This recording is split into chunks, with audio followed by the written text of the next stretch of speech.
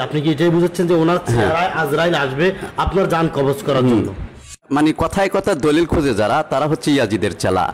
তাহলে মুসার জান কবজ করার জন্য যদি আজরাইল আসে, আপনার জান কবজ করার জন্য আপনার অলি আসবে কেন? একটু আপনার এই মুহূর্তে কতজন মুরিদ আছে? আমার আছে খুব কম, 11,000 দেশে বিদেশে। সুপ্রিয় দর্শক শ্রোতা, আপনারা দেখতে পাচ্ছেন যে আমাদের ক্যামেরার স্ক্রিনের সামনে বসে আছেন আল্লামা সৈয়দ রায়হান শাহ পীর সাহেব রহমানপুর দরবার শরীফ ছিলেন। ইনার একটা বক্তব্য সোশ্যাল মিডিয়াতে হিউজ পরিমাণ ভাইরাল, যে কারণে আজকে আমরা সেই নোয়াখালী থেকে চলে আসলাম ওনার কিছু সাক্ষাৎকার নেওয়ার জন্য। আসলে কথাগুলো কতটুকু সত্য? ইনি বলছেন ইনার পীরের হাতে রূহ কবজ হবে, পীরের মাধ্যমে, আজরাইলের মাধ্যমে নয়। আজরাইল ওনার পীরের শুরুতে আসবেন। আসলে এই ঘটনা কতটুকু সত্য আজকে আমরা ওনার মুখ থেকে সরাসরি জানবো। জি, কোরআন শরীফে আছে বিসমিল্লাহির রহমানির রহিম। আমি এটা আরেকবার বলছিলাম, আলা ইন্না আউলিয়াল্লাহি লা খাউফুন আলাইহিম ওয়া লা হুম ইয়াহজানুন আল্লাযিনা আমানু ওয়া কানু ইয়াত্তাকুন। আল্লাহ তো সাবধান, ইন্না তো নিশ্চয়, আলা ইন্না আউলিয়াল্লাহদের কথা বলা হয়েছে। তো আউলিয়াল্লাহদের বিষয় এখানে আরেকটা বিষয় হচ্ছে, কোরআন শরীফের সূরা ফাতার মধ্যে বলা হয়েছে ইন্নাল্লাযিনা ইউবাইনাকা ইন্নামা ইউবাইনাল্লাহা ইয়াদুল্লাহু ফাওকা আইদিহিম। যারা কামেল এবং পীর মুর্শিদের হাতে বায়াত গ্রহণ করেছে, বায়াত তো মুরিদন মানে বিক্রি হয়ে যাওয়া, তার কাছে বায়াত গ্রহণ করেছে, সে কামিল হতে হবে। সেই কামিল পীর মুর্শিদ সব কিছু দেখতে পান যদি সে তার মধ্যে এলমে শরীয়ত, এলমে তরিকত, এলমে হাকিকত, এলমে মারিফত, এলমে লুদুনি, এলমে খিজিরি, এলমে জাহিরি, এলমে বাতিনি, এই সমস্ত ইলিম তার মধ্যে থাকে, তার কাশফ খোলা থাকে। তো সুতরাং একজন আল্লাহর ওলি, যেই ওলির কথা বলা হয়েছে তিনি হচ্ছেন গাউসুল আজম পিরানি পীর দস্তগীর আব্দুল কাদের জিলানী, যাহার কদমের তলে সমস্ত আউলিয়া কেরামের গর্দান মোবারক। সেই অলির দোহাই দেওয়া হয়েছে, সেই অলিকে বড় পীর আব্দুল কাদের জিলানির কথা বলা হয়েছে। তো ওনার সুরতে আসবেন, এটাতে এমন কোনো কিছু, এটা আমার জন্য বলছি, আপনাদের জন্য না, 10 জনের জন্য না, 2 জনের জন্য না, দে আর প্রেজেন্ট রায়হান শাহর কথা বলছি। মানে আপনি এটাই বুঝাচ্ছেন যে আপনার মুর্শিদ মানে আপনার আমার জন্য আজরাইল আসবে না, উনি আসবে আপনার জান কবজ। হ্যাঁ, ওনার সুরত, আপনার সুরত অত শেকেল অত সুরত, ওনার চেহারা ওনার ইয়াতে আসবেন। আপনি কি এটাই বুঝাচ্ছেন যে ওনার চেহারায় আজরাইল আসবে আপনার জান কবজ করার জন্য? আজরাইল আসবে না। শেকেল মানে কি? চেহারা। শেকেল মানে কি? চেহারা। ওনার সুরত ধরবেন। কিন্তু কথা হচ্ছে এখানে যে জিনিসটা ভাইরাল করা হয়েছে, এটা আমি একটু আগে আরেকটা ভিডিওতে বা আপনাদের আরেকটা ইয়াতে নাম কি কয় সাক্ষাৎকারে বলেছি যে যারা আপনার ইউটিউবের সাথে জড়িত, বিভিন্ন সোশ্যাল মিডিয়ার বিভিন্ন ইয়ের সাথে বা প্রিন্ট এবং ইলেকট্রনিক মিডিয়ার সাথে জড়িত, কিছু কিছু কথা বানোয়াটভাবে এটা প্রকাশ করা হয়। আচ্ছা, এই আপনার যে এই অলি বা আপনার পীর আপনার কাছে যে আসবে এই আপনার জান নেওয়ার জন্য, এমন কোন দলিল আছে, দলিল ভিত্তিক আলোচনা আছে যেটা আপনার কোরআন ও হাদিসে আল্লামা জালালউদ্দিন আমরা যা শুনেছি? আমি আপনাকে আগে শেষ প্রশ্নটা করতে দেন। আজরাইল আসবে জান কবজ করার জন্য, নবী হতে শুরু করে পৃথিবীর এই পর্যন্ত আজরাইলে আসছেন সবার কাছে। রাসূলুল্লাহ সাল্লাল্লাহু আলাইহি সাল্লামের কাছে আজরাইল, হযরত মুসা আলাইহিস সালামের কাছে সম্ভবত আজরাইল আসছেন যখন জান কবজ করার জন্য। যখন মুসার ঘরে প্রবেশ করছেন আজরাইল, তখন সালাম দেন নাই। তখন সালামটা না দেওয়ার কারণে মুসা আলাইহিস সালাম কিন্তু রাগী নবী ছিলেন। তখন আজরাইলের একটা থাপ্পড়ের লগে আজরাইল একটা চোখ, বাম চোখটা সম্ভবত বের হয়ে গেছে, যেটা আমরা হাদিসে পাচ্ছি বা বিভিন্ন ওলামায়ে কেরামের মুখ থেকে শুনছিলাম। তাহলে মুসার জান কবজ করার জন্য যদি আজরাইল আসে, আপনার জান কবজ করার জন্য আপনার অলি আসবে কেন? একটু আপনি ক্লিয়ার করেন। এখানে হাকিকিয়াত আছে, এখানে শরীয়ত।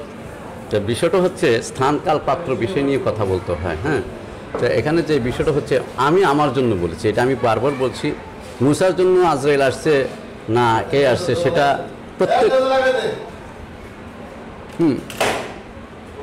এটা তো প্রত্যেকের জন্যই, প্রত্যেক নবী রাসূল থেকে শুরু করে সকলের জন্যই কিন্তু আজরাইলই আসবে, এটাই সত্য। তাহলে আপনার জন্য কিভাবে আপনার পীর আসবে? এটা আমি আমার অবস্থান থেকে বলেছি, এক কথা তো বারবার বলছি। তো প্রিয় দর্শক শ্রোতা, আসলে যে কথাটা ওনার এই সোশ্যাল মিডিয়াতে ভাইরাল, সেই কথা হলো কি, উনি ওনার মুর্শিদের প্রেমে পানা, উনি ওনার মুর্শিদের প্রেমে ডুবা। এই জন্য উনি বারবার একটা কথা বলতেছেন যে আমার আজরাইল, আমার মুর্শিদ সুরত ধরে আমার কাছে আসবে। যা হোক দর্শক শ্রোতা, আসলে আজরাইল কারো কাছে ভয়ঙ্কর রূপে আসে, কারো কাছে এই একদম প্রেম ভালোবাসা নিয়ে আসে, এটাই বাস্তবতা। এই ফাঁকিতে একটি কথা বলছি, আমার নবী পাক সাল্লাল্লাহু আলাইহি ওয়াসাল্লাম কে যখন প্রত্যেক নবীদের রুহগুলি কবজ করেছিল, কিন্তু আমার নবীর রুহটা যেভাবে কবজ করা হয়েছে, এটা মানে একটা বাতাসের মতো, আরও বেশি সহজ। যাই এখন কথাটা হচ্ছে এটা না, যার যা প্রেম এবং ভক্তির কাছেই হচ্ছে সব কিছু, বিশ্বাসই হচ্ছে, তর্ক কিছু হয় না। আর যা মানে কথায় কথা দলিল খোঁজে যারা, তারা হচ্ছে ইয়াজিদের চেলা। আর যারা কথায় কথা মানে আশেক, যারা কথায় কথা দলিল খোঁজে না, তারা রাসূলের আশেক, আউলিয়া কেরামের আশেক, আল্লাহ পাকের বান্দা, নবীর উম্মত এবং আউলিয়া কেরামের প্রকৃত আশেক। তাই সব জায়গায় দলিল চলে না, এটা হলো আশেকের বিষয়। যদিও এটা সমাজে এটা প্রতিষ্ঠিত নয় বা এটা কথা বলাটা সঠিক নয়, এটাও আমি মনে করছি। সেটা হচ্ছে হয়তো আমার যে কোনো হালতে হোক, জালালিয়াত হালতে হোক বা যে কোনো হালতেই হোক, আমি আমার অবস্থান থেকে বলেছি। এটা কিন্তু অবশ্যই এটা শরীয়তে এটা অ্যাকসেপ্ট করবে না, এটা মারিফত এবং তরিকতের কথা। এই কথা আমি আগেও বলছি, এখনও বলছি। কিন্তু আমি আমার জন্য আমার গাউসে পাক বাগদাদ, এই কথা আমি বলছি। আল্লাহ তো আসেনি, রাসূল তো আসেনি। তো প্রিয় দর্শক শ্রোতা, অবশ্যই আপনারা যে প্রশ্ন নিয়ে বিভ্রান্ত, সেই প্রশ্নের উত্তর পেয়ে গেছেন। তো আপনার কে কবজ করবে সেটা আপনার একান্ত ইখতিয়ার। ইনার আজরাইল আসবে ওনার একমাত্র মুর্শিদের শুরুতে, ওনার এই বিশ্বাস, এই আকিদা নিয়ে ইনি আছেন। এখানে একটা কথা আল্লামা জালালউদ্দিন রুমি বলেছেন, চাশমে রওশন কুঞ্জে খাকে আউলিয়া তাবু বিনে ইফতেদা হই ইন্তেহা।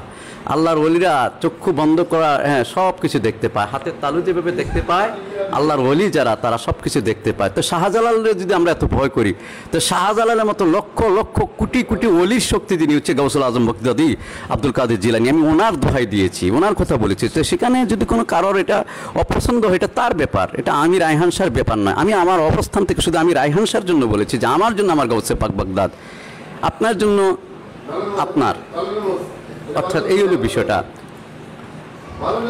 তো ধন্যবাদ দিচ্ছি রায়হান শাহ আপনাকে, আপনি অনেক মূল্যবান সময় আমাদেরকে দিয়ে। আরেকটি কথা বলছি, যারা আমার এই আপনাদের মিডিয়াতে আছেন, বিভিন্ন মিডিয়াতে আমার প্রায় বক্তব্য নিচ্ছেন, তো আমিও চেষ্টা করব সব মিডিয়াতে বা সব সোশ্যাল মিডিয়াতে আমি আমার ওইভাবে বক্তব্য আর উপস্থাপন না করার চেষ্টা করব।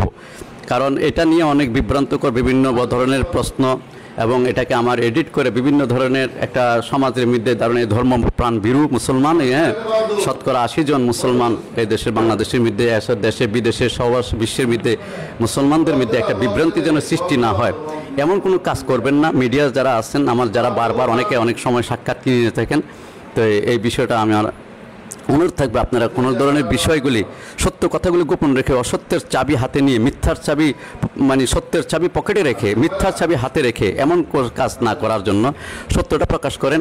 এবং এই কথাই আপনাদের মিডিয়ার মাধ্যমে আমি জানিয়ে দিলাম। আর আমাদের রহমানপুর দরবার শরীফ, আমার এই আস্তানার আসার জন্য আপনাকে ধন্যবাদ দিচ্ছি রহমানপুর দরবার শরীফ পক্ষ থেকে, সকল উলিয়ার ভক্ত আশিকানদের পক্ষ থেকে।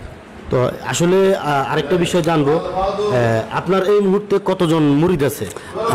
আমার আছে খুব কম, 11,000 দেশে বিদেশে। আর আমার বাবাজান কেবলা মুফতি আজম গাজী সৈয়দনা মোহাম্মদ আবু তাহের রহমানপুরি, যিনি 1951 পৃথিবীর সর্বশ্রেষ্ঠ ইসলামী ইউনিভার্সিটি 1951 মিশর জামিয়া আল আজহার বিশ্ববিদ্যালয় থেকে লেখাপড়া করেছে মুফতি আজম আবু তাহের রহমানপুরি সাহেব। ওনার আছে প্রায় 1,70,000 ভক্ত মুরিদান আশিকান। আর আমার আছে 11,000-এর মতো আর কি দেশে বিদেশে, দেশে এবং বিদেশে। জি জি। তো আসলে আপনার এই মূল্যবান সময়টুকু দেওয়ার জন্য আপনার কৃতজ্ঞ আপনার প্রতি, এবং ধন্যবাদ দিচ্ছি আপনাদেরকে। রোজ বিডি 24 আমাদের পেজটির নাম, অবশ্যই যারা দেশ ও প্রবাসে আছেন অবশ্যই আমাদের পেজটির সাথে থাকবেন।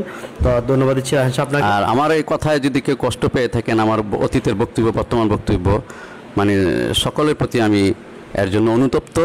আর মনে করেন যে আপনারা ক্ষমার দৃষ্টিকোণ থেকে দেখবেন। আমি আমার অবস্থান থেকে যা বলছি, এটা আমার অবস্থান, আপনাদের অবস্থান নয়। আল্লাহ হাফিজ, ধন্যবাদ।